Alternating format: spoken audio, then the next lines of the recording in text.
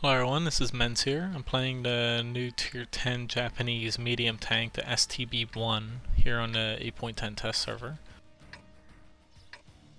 As you see, this is a pretty good looking tank. It will draw comparisons to the Leopard 1, the German Tier 10 medium. But they're pretty much right by doing that, since this tank's very similar. The only thing that's different is basically it sacrifices a little bit of mobility, a little bit of accuracy, but it gains gun depression, and it also gains a fair amount of firepower. Basically, this tank has almost the same DPM as a T-62A, one of the highest DPM tanks in the game currently, but it doesn't have the 320 alpha like the T-62A. It has 390 alpha like other medium tanks like the M48A1. The downside is you have pretty bad armor. The turret, the front of it is pretty decent, but your whole armor is pretty bad. And your on-the-move accuracy isn't the best, per se. It's good, but it's not like anything stand out like you would expect from something like a Leopard 1.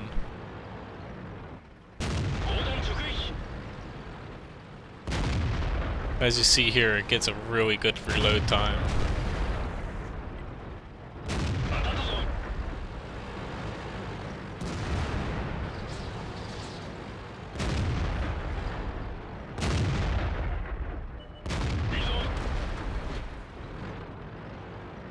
It also has really good view range at 410, which isn't as high as 420 like some other tier 10 mediums, but 410 is nothing to laugh at.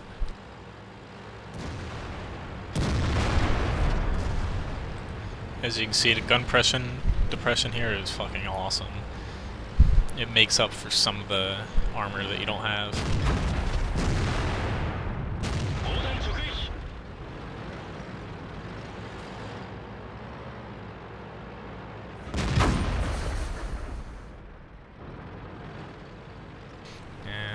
Probably should have got him, but I wasn't paying too much attention. Alright, this tank you kind of have to be careful because Artie can easily one-shot you. I've been one-shotted twice now in only a handful of battles by direct hits. So you definitely want to be wary of that.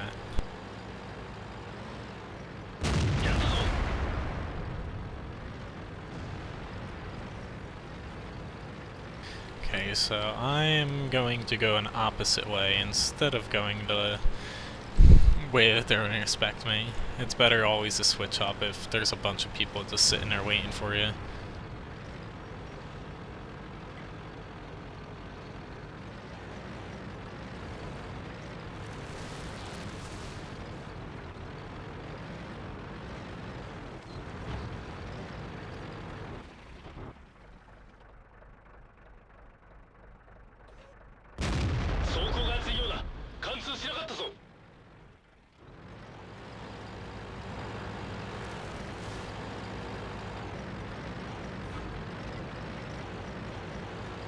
Now, as you see, I do have motion blur set on low here. If you set it on anything higher, it becomes very, very distracting. And there's also some weird graphical glitches on the test server since they changed the graphics around a little bit. You do gain a bit of FPS, but at the same time, you do get some fairly odd glitches for whatever reason. Alright, fuck it.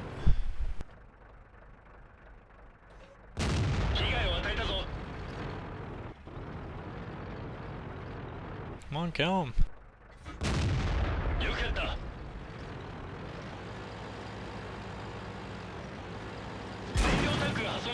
Fuck, of course that thing spotted me. I'm probably gonna die here. Huh, maybe not.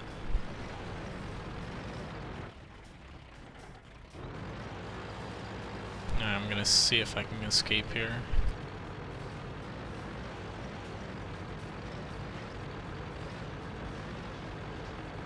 Those things are definitely a little nasty to deal with. As you see, the TD-100 has very good V range, and for whatever reason you can't spot it even after it shoots. Or while it's shooting, even though you have pretty good V range.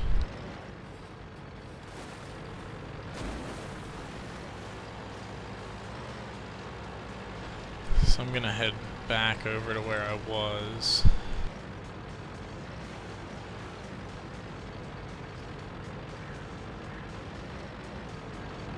Only because if I go north, I have to deal with the fucking crazy... Actually, there's Object 268 down there. I'm gonna go over this way. Yeah, that's the Fox. So there's 2 TDs over here. There's the other E100s up north here.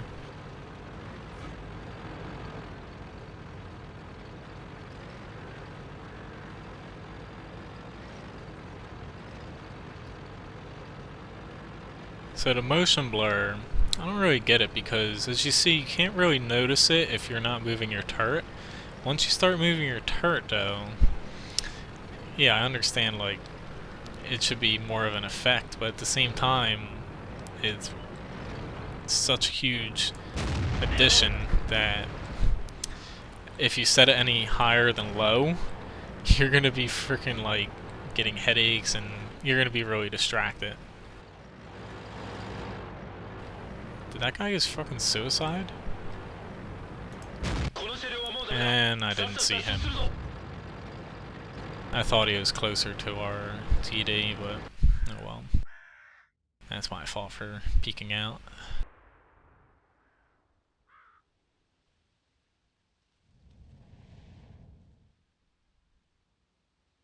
I will comment on one thing. I see our arties still all sitting near the flag, except for that one going out now, and the one, of course, who suicided, but if you're in a fucking SPG, just start driving up behind your frickin' or your friendly team.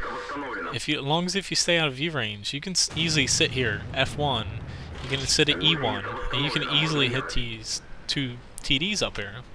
Just fucking move, especially as a bat chat. That's one thing that I don't get why most SPG players don't move up behind their friendly team. But either way, well, doesn't help that they shoot each other either, but good job, whatever the hell your name is, PGenV. Or I guess my name, I guess it was him and not the other guy.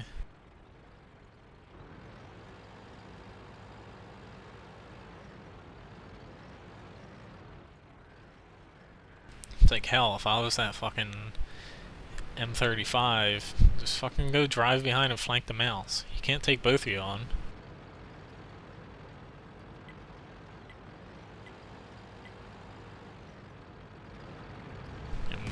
And, there we go. At least he got him.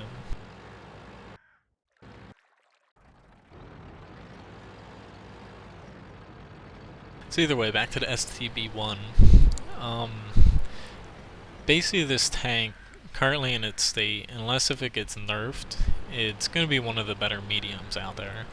Only because the mobility, it's very good. It is a little bit sluggish, like it's basically coming from a stop and getting up to speed, and also going up hills or through bad terrain. But overall, it's basically comparable to an M48.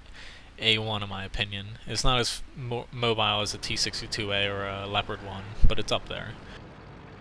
On the other hand, you gain very good gun depression. It's negative 10 degrees. And your gun is fucking awesome.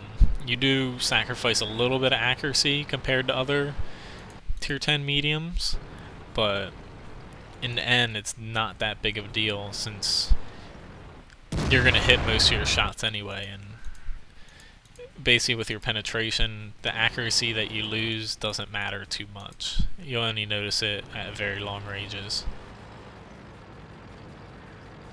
So basically your only negatives is slightly poor mobility compared to other tanks, but at the same time your mobility is good compared to heavies or TDs.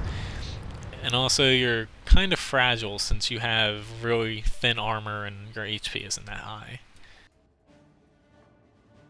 But overall, a decent game. I got myself killed at the end, but got second amount of damage done, first amount of XP, and a little bit of everything across the board.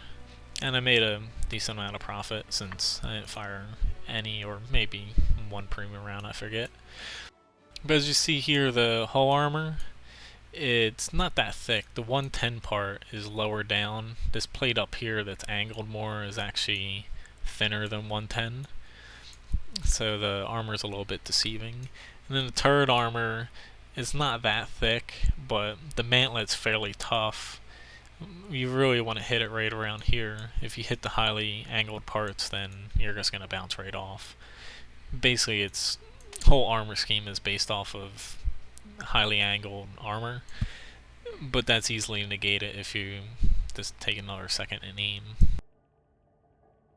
And I saw that somebody pointed out that they got penetrated for damage here, but that's not true, because actually getting hit here, it hits the commander cupola behind it, since basically it renders wherever the shell hits you first. So even if you get hit there, you basically get penetrated behind that for HP damage.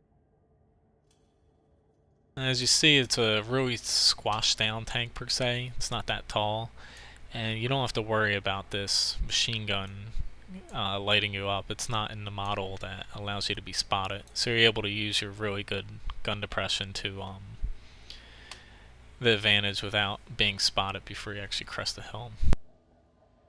So anyway, thanks for watching my video. Please subscribe to my YouTube channel, and also check out my website, wotguru.com. Thanks for watching.